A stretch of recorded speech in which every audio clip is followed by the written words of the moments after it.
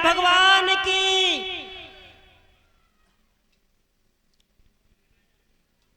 सूत जी समझाते हैं शौनकादिक ऋषियों, इधर भगवान कन्हैया द्वारका के लिए चले जाते हैं और इधर जो उत्तरायण के गर्भ से जिस बच्चे ने जन्म लिया वही परीक्षित थे।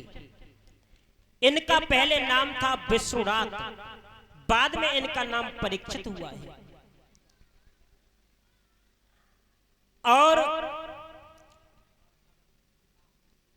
जब परीक्षित का जन्म हुआ, थोड़े धीरे धीरे सयाने हुए हैं।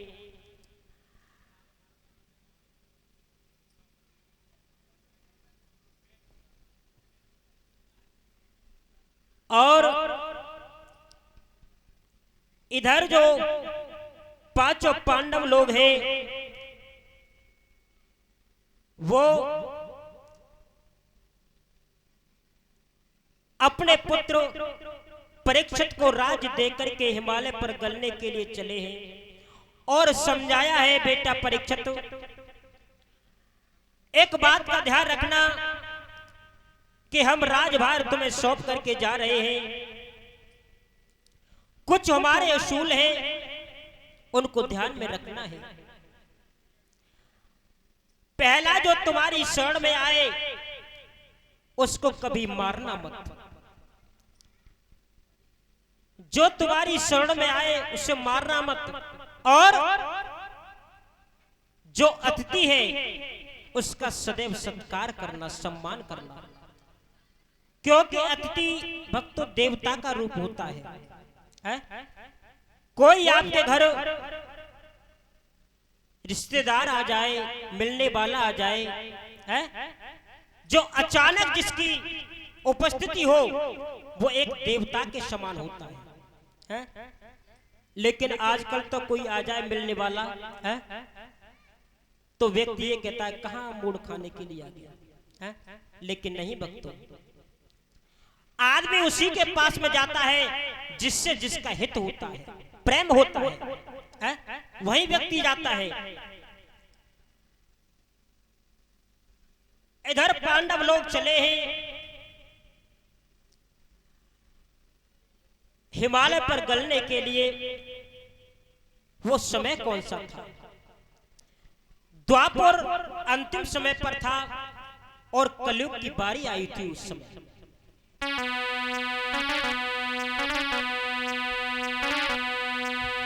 कि द्वापुरी कायन तो समय था और कलयुग की बारी आई थी।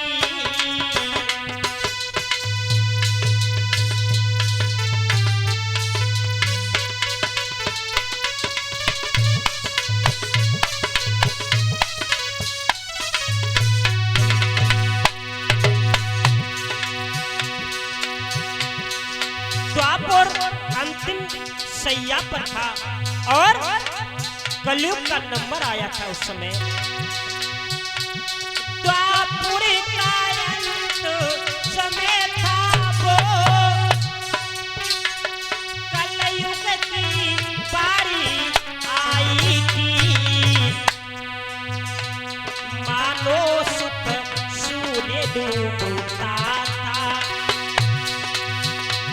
मानो सुख सूर्य डूबता था। रब की अंधियारी छाई थी।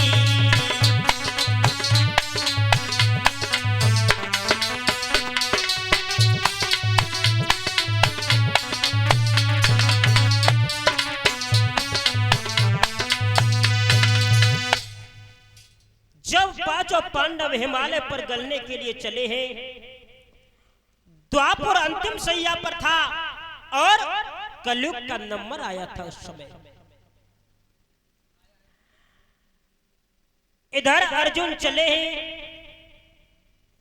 भगवान कन्हैया जब द्वारका गए थे तो गोपिकाओं को दे गए थे और कहा था, हे अर्जुन इनको अपने साथ लिए जाना। इधर अर्जुन को बहुत घमंड है, मैंने महाभारत जैसे युद्ध पर विजय प्राप्त कर ली है? अर्जुन को अभिमान है, और भक्तों अभिमान भगवान का भोजन हुआ करता है? अभिमान न करना जीवन में, अभिमान न करना जीवन में तकदीर बदलती रहती है। अभिमान न करना जीवन में तकदीर बदलती रहती है, शीशा वही रहता है, बस तस्वीर बदलती रहती है। कभी अभिमान नहीं करना चाहिए, क्योंकि जिसने अभिमान किया है उसको भगवान ने दंडित अवश्य किया है? आज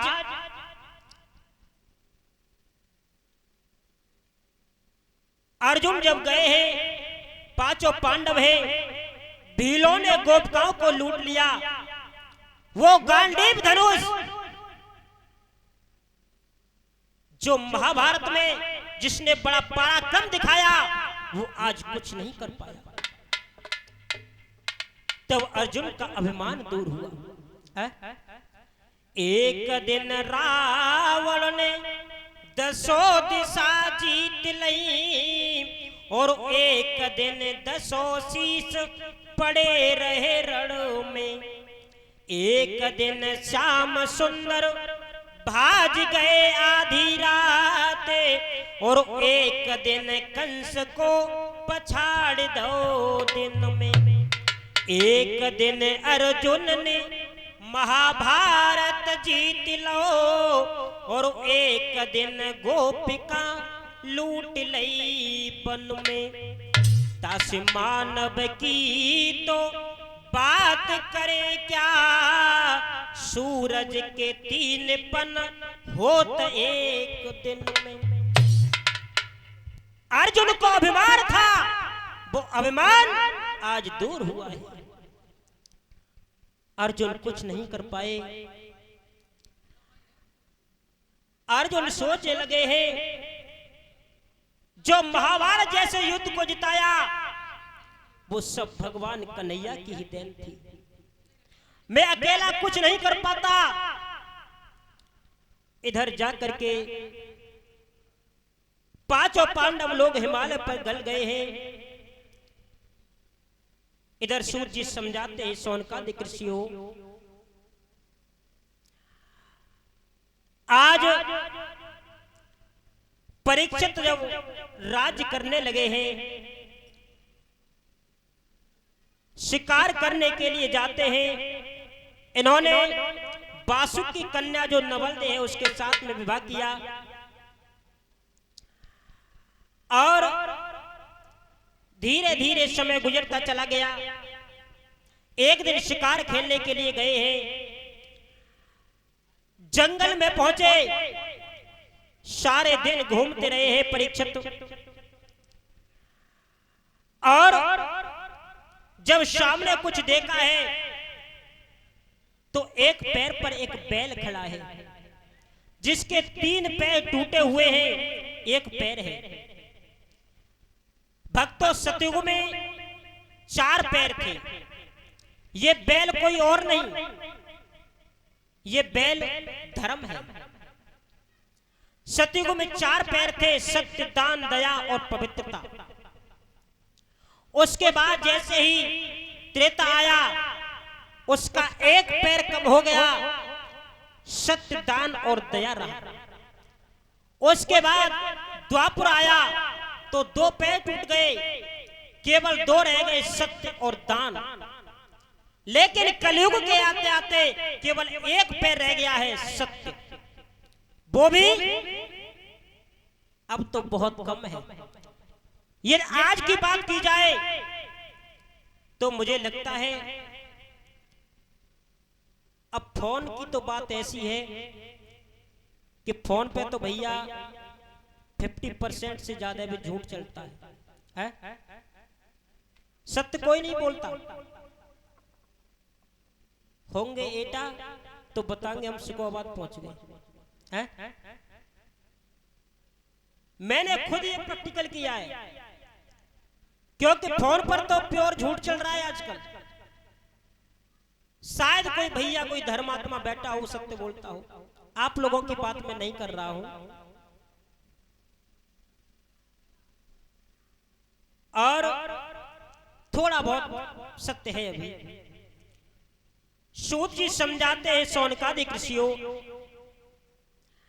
आगे और देखा है तो एक गाय है जिसके नेत्रों से अश्रुधारा बह रही है, थर थर कांप रही है। परीक्षित सामने पहुंचे हैं, क्या दशा है उस गाय की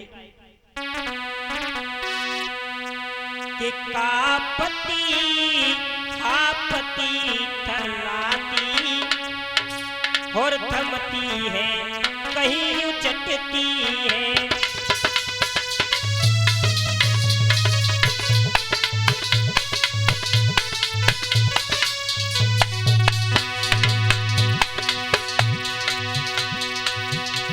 कापती हापती थर्राती थमती है कहीं उचटती है, रोती है कहीं रमाती है, चलती है कहीं अटकती है।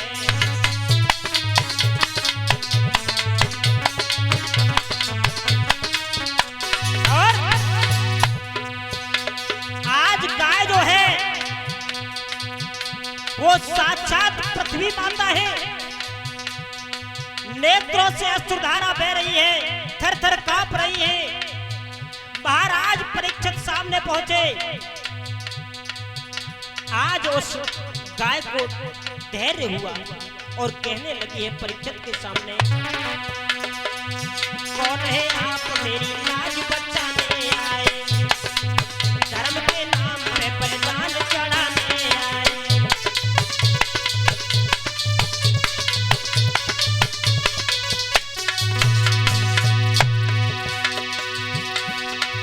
कौन है आप मेरी लाज बचाने आए, लाज बचाने आए, धर्म के नाम पे बलिदान चढ़ाने आए।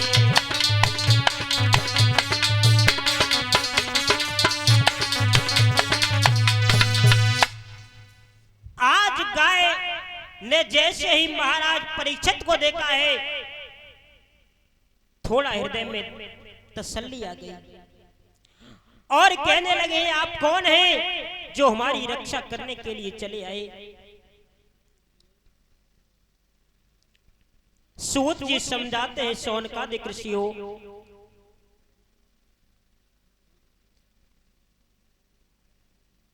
आज महाराज परीक्षित कहने लगे हैं आप चिंता न करो, आप क्यों दुखी हैं, क्या कारण है। उसी वक्त बैल जो है वो आगे बढ़े और कहने लगे हैं महाराज मुझे आप देख रहे हो, मैं बैल नहीं हूं, मैं धर्म हूं। और जो ये गाय है रो रही है ये पृथ्वी है, और जो पीछे काला कलूटा चांडाल हमको मार रहा है महाराज यही कलयुग है। महाराज अब कलयुग का नंबर आ गया है, हमारा यहाँ कोई स्थान नहीं है।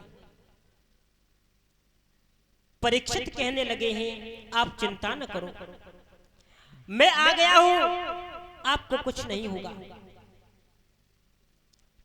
मेरे राज्य में आप लोगों की इस तरह दुर्दशा है, मैं ये होने नहीं दूंगा। और बैल बताने लगा है महाराज इस कलयुग में बड़े बड़े अत्याचार होंगे, बड़े बड़े पाप होंगे। हे महाराज आगे वो समय आ रहा है, भाई को भाई नहीं देख सकेगा और बड़े बड़े नए नए अत्याचार होंगे। और बताने लगा है वो बैल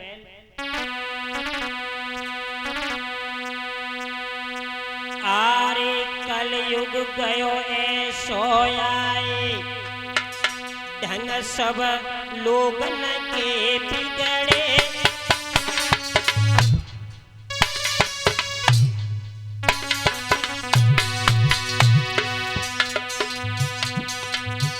और पाप बढ़े दिन रात लोग सब अधर्म पे उतरे।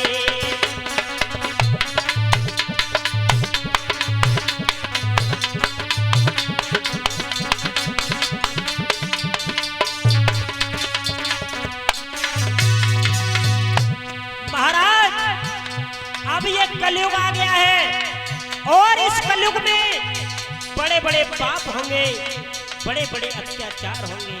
सुनिए महाराज, आरे न देखे भाई को भाई। महाराज एक बाप की दो संतान होगी, लेकिन वो भी इस कलयुग में ढंग से नहीं रहेगी। एक घर में दो दीवार लगेगी, एक तेरी और एक मेरी। केवल तेरी और मेरी के पीछे आदमी लड़ लड़ के मरा जाएगा। आरे न देखे भाई को भाई, और रोज बढ़ेंगे पाप बढ़ेंगे, घर घर अन्याय।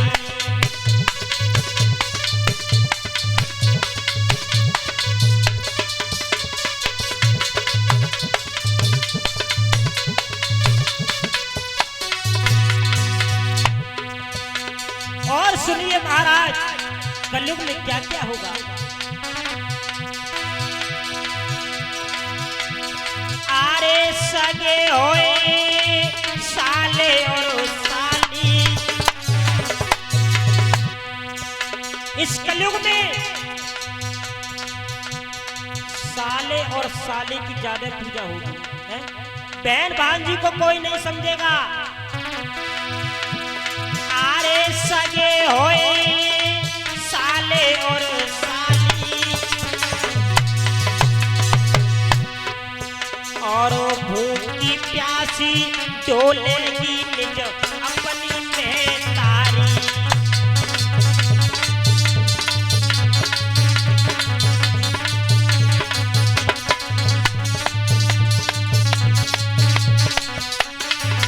और अपनी बूढ़ी मैया भीख मांगती फिरेगी।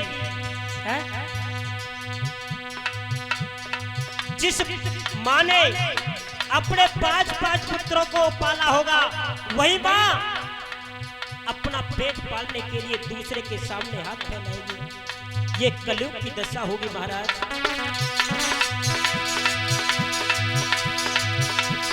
आरे यार रिश्ते बदनाम भये, और लोग लाज दई कोई के मुख से जहाँ पर लाज करे।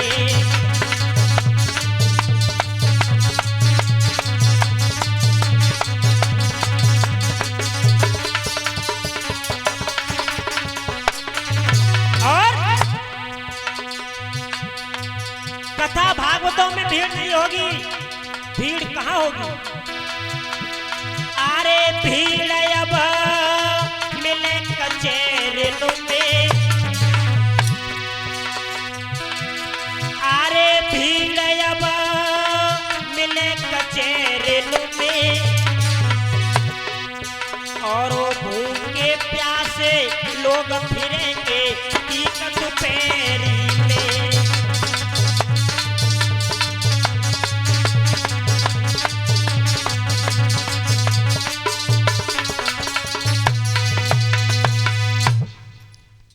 सूत जी समझाते हैं शौनकादिक ऋषियों। आज वो धर्म समझाने लगे हैं महाराज, कलयुग में बड़े बड़े अत्याचार होंगे, वह हमारा कोई स्थान नहीं होगा।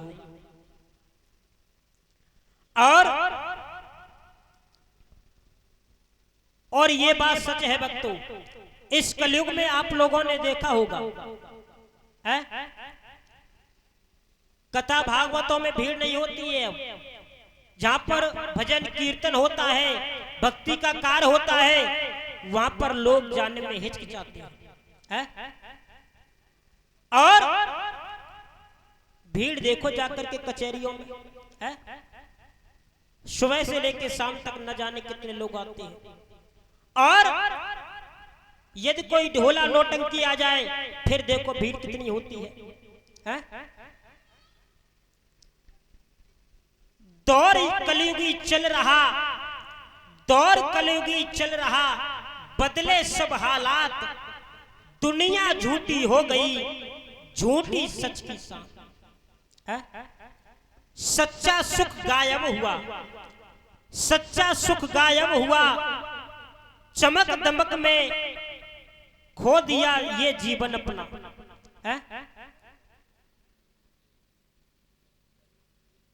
इधर से उधर घूमने फिरने में ये सारा जीवन अपना यूं ही कमा रही है। सूची समझाते हैं सोनकादिक ऋषियों। आज महाराज परीक्षित जो है वो आगे बढ़े और पहुंचे हैं उस कलयुग के पास में जो गाय को मार रहे हैं।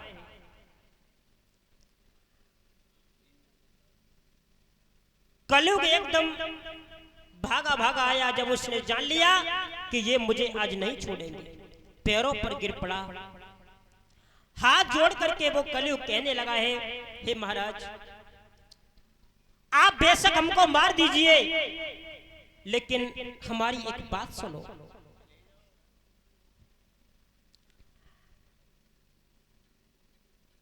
परीक्षित कहने लगे, मैं तेरी बात कोई नहीं सुनूंगा,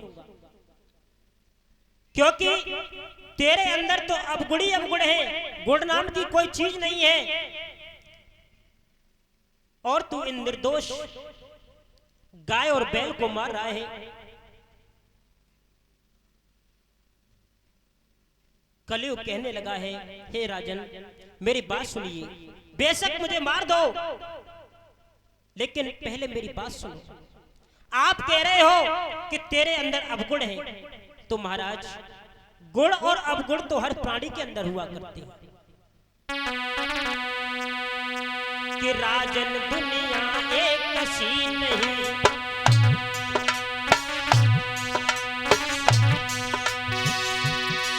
राजन दुनिया एक सी नहीं, ताले के अंदर गुण भी है, हर एक चीज पे गौर करो तो गुण भी है, अब गुण भी है।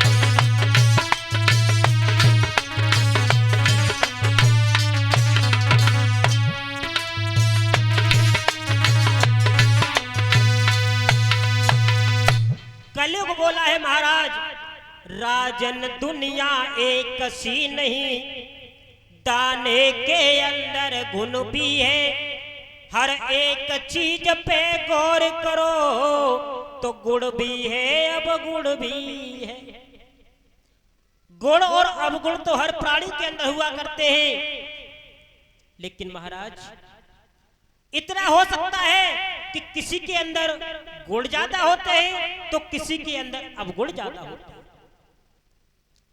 परीक्षित बोले, कलयुग तो तेरे अंदर गुण क्या है?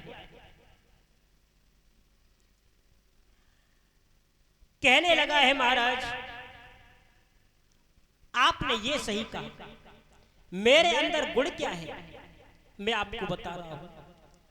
और वैसे दोस्त तो हर प्राणी में है महाराज। कस्तूरी में है दोष जो वह रंग ना लाई है, और सोना में है दोष जो सुगंध ना लाओ है। राम में है दोष जो सुपड़ खा की नाक कटाई, और रावण में है दोष जो सीता को हर लाओ है। अहिल्या में है दोष जो इंद्र संग भोग कियो, और इंद्र में है दोष जो चोरी से घुस आओ है। अरे महाराज तुम काहे को पागल भये, और एक न एक दोष हर ने हर एक में गिनाओ है। दोष तो हर प्राणी के अंदर होता है और गुण भी हर प्राणी के अंदर होता है। परीक्षित बोले बता क्या गुण है तेरे अंदर, है?